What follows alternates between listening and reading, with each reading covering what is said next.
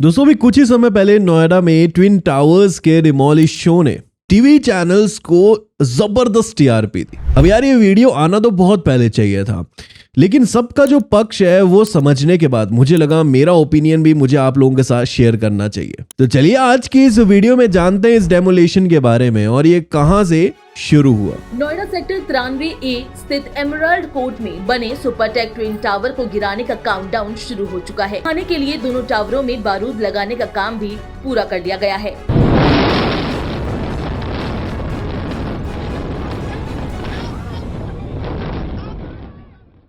दोस्तों इंडिया में पिछले 20 सालों से कंस्ट्रक्शंस में तेजी आई है और इसके साथ एक और चीज में तेजी देखने को मिली है, पॉलिटिशियंस और बिल्डर्स के करप्शन में। 2020 में केरला में एक बिल्डिंग को डिमोलिश कर दिया जाता है और रीजन क्या बताया जाता है? वहां पे रीजन बताया जाता है एनवायरमेंटल रूल को वायलेट करने की वजह से। लेकिन आज हम जिस डिस्ट्रैक्शन की बात करने वाले हैं वो है नोएडा के ट्विन बिल्डिंग्स, जिसे सुपरटेक कंपनी ने डेवलप किया। लेकिन यार करप्शन के कारण ये जो बिल्डिंग्स हैं वो गिरा दी जाती है।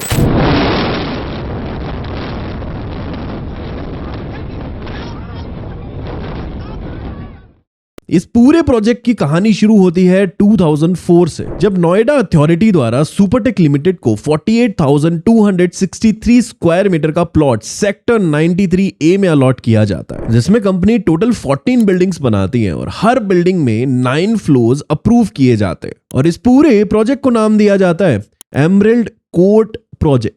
दिसंबर 2006 में नोएडा द्वारा 6,556.51 स्क्वायर मीटर्स का एडिशनल एरिया सुपरटेक कंपनी को अलॉट कर दिया जाता है और इसी साल अथॉरिटीज डेवलपर्स को 9 फ्लोर से 11 फ्लोर्स एंड एक शॉपिंग मॉल बनाने की जो परमिशन है वो ग्रांट करती है। कोर्ट में दिए डॉक्यूमेंट्स की माने तो सुपरटेक कंपनी जो है उन्होंने यहाँ पे रहने वाले लोगों यानी बायर्स को एक ग्रीन एरिया देने का भी प्रॉमिस किया था। अब यार 2009 में एक बार फिर से ही अपना प्लान जो है वो चेंज करते हैं और पुराने प्रोजेक्ट में ट्विन बिल्डिंग्स को ऐड करते हैं। इस बिल्डिंग को 24वें फ्लोर तक बनाने की परमिशन ग्रांट कर दी जाती है और ये बिल्डिंग उसी ग्रीन एरिया पे बनती है जो ग्रीन एरिया बायर्स को प्रॉमिस किया गया था देने के लिए। अब यार 2010 में नोएडा अथॉरिटी ने कुछ रूल्स बनाए बिल्डिंग्स बनाने को लेके। मतलब दो बिल्डिंग्स के बीच में मिनिमम जो डिस्टेंस होना चाहिए वो होना चाहिए 6 मीटर्स का और मैक्सिमम डिस्टेंस दो बिल्डिंग्स के बीच में 16 मीटर्स का हो सकता है। मार्च 2012 में एक बार फिर से ये कंस्ट्रक्शन कंपनी अपना प्लान चेंज करती है, जिसमें ट्विन बिल्डिंग्स के जो फ्लोर है वो 24 से बढ़ा के 40 तक कर दिए जाते हैं, वो भी विदाउट परमिशन।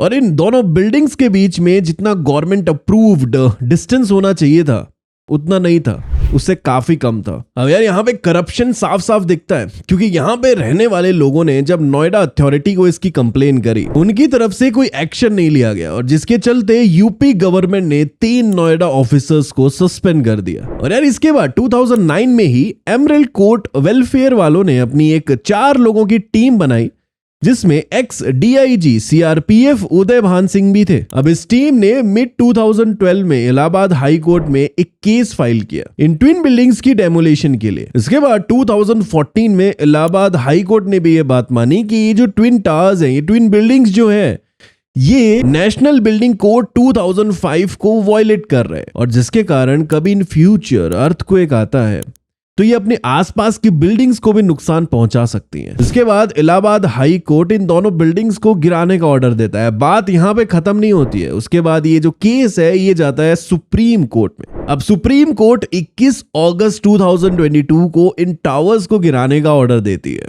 और वो भी अपने ही खर्चे पे। मतलब यार एक तो बिल्डिंग भी बनाई, कुछ एक्स्ट्रा फ्लोर्स भी बनाए और रेगुलेशंस का भी ध्यान नहीं रखा, रूल्स भी भाड़ में गए और बिल्डर्स को खुद के पैसों से ही इन टावर्स को गिराना भी पड़ेगा।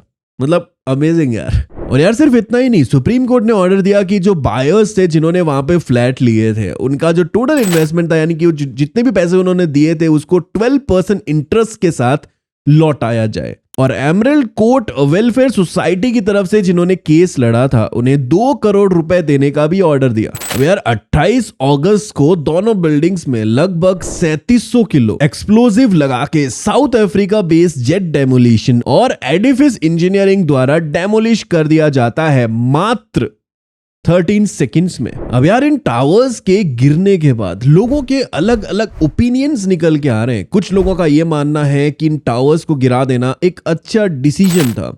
कुछ लोगों का मानना है इन बिल्डिंग्स में चेंज हो सकता था और चेंज करके टावर्स को गिराने से बचाया जा सकता था। पर सुप्रीम कोर्ट हमारे देश का सर्वोच्च न्यायालय है। यहां से दिए गए फैसले अपने आप में लॉ बन जाते हैं। दोस्तों इस पूरे मामले में सुपरटेक कंस्ट्रक्शन कंपनी ने 2 रूल मेनली वॉयलेट किए थे। पहली जो चीज उन्होंने वॉयलेट करी थी वो ये कि जब रेसिडेंट्स को ग्रीन एरिया देने का उन्होंने प्रॉमिस किया था, उसी ग्रीन एरिया पे उन्होंने बिल्डिंग बना दी। दूसरा, इन दोनों बिल्डिंग्स के बीच का जो गैप जितना रखना चाहिए था उतना इन्होंने नहीं रखा, उसे काफी कम था। अब सुप्रीम कोर्ट का जो डिसीजन था इन टावर्स को गिरा देने का, अगर वो ये डिसीजन ना देते, इसका उल्टा डिसीजन देते तो क्या होता?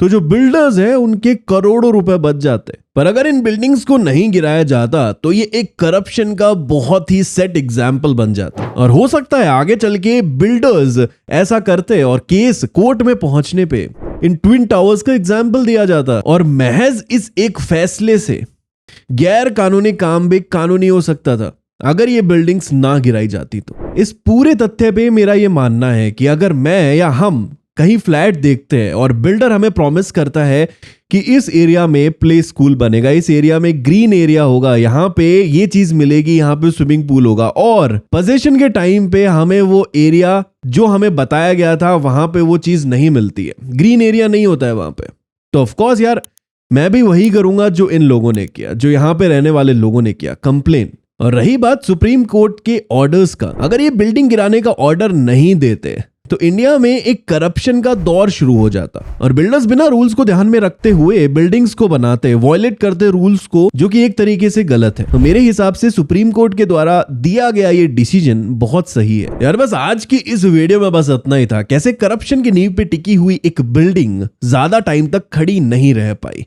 आप लोगों का क्या विचार है इसके ऊपर जरूर बताएं कमेंट सेक्शन में। मुलाकात करेंगे और एक्साइटिंग वीडियोस के साथ। Stay tuned, keep watching and thank you so much for watching this video till the end.